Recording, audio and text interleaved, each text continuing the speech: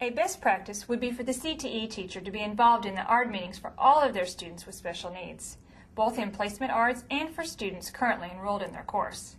As a teacher, it is important that I am aware of the students' IEP goals and objectives as they relate to my course. It is also important to know about the students' post-secondary goals and their transition plan.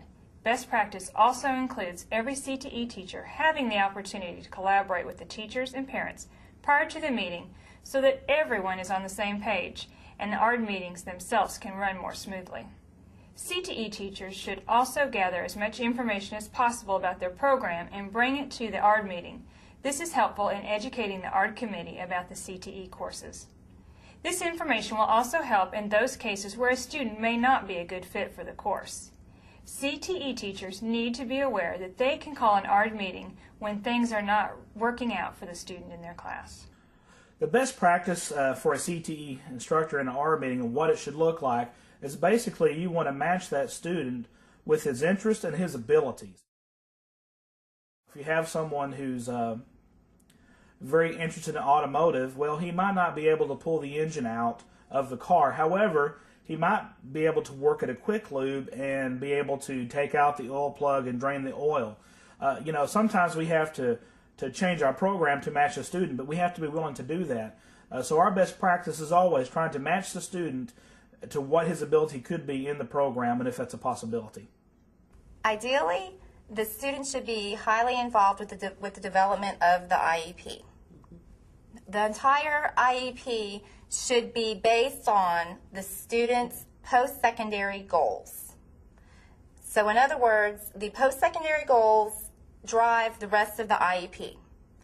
In order for that to happen, the student has to be very much involved with this process. A best practice ARD meeting would have participants that are there because they are directly concerned with the student and are familiar with the student's background. Also, all documents that are necessary would be readily available. And in an ideal situation, the student would lead the meeting and the administrators would serve more as a facilitator for the meeting.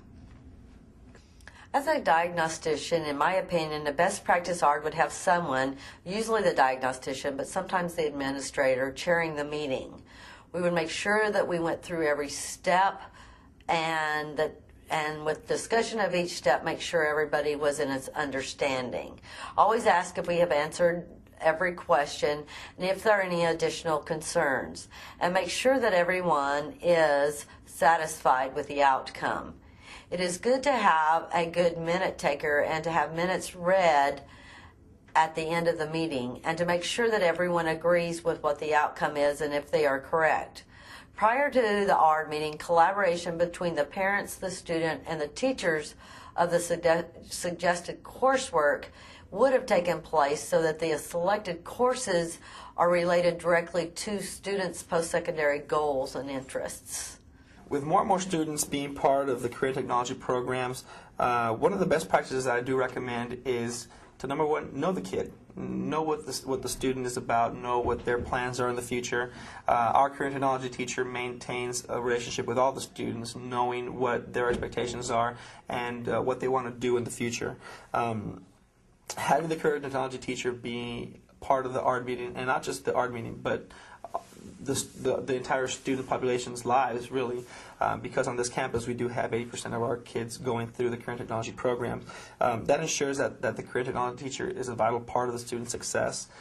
He knows where to help them out, how to help them out, being a liaison with them and their employers as well outside of school when they participate in the co-op program allows for him to know how we can best match the student and their needs and skills with a job out there for them for success after school.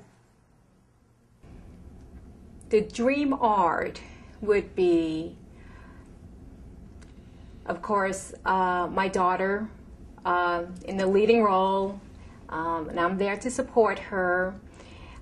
And it would be so neat if we could only have one or two other people there instead of 6 or 7 other people, and that we are all in agreement and we know what we want to say and don't forget or doubt what we're saying and feel good at the meeting. What you viewed in this module was aimed at demonstrating best practices across the board with regard to the art process and the CTE teachers' involvement in that process. Now, most of our audience is probably already well experienced in this process. However, we wish to enhance your knowledge by demonstrating those best practices. It is important to meet the letter of the law, but the ARD meeting and the resulting documents are the most important references for CTE teachers who have an educational need to know about the students placed in their individual classrooms. By becoming familiar with the process, determining where to go for information, identifying the proper personnel to collaborate with, and knowing what to do when intervention is required, CTE teachers can ensure the success of their program for their students.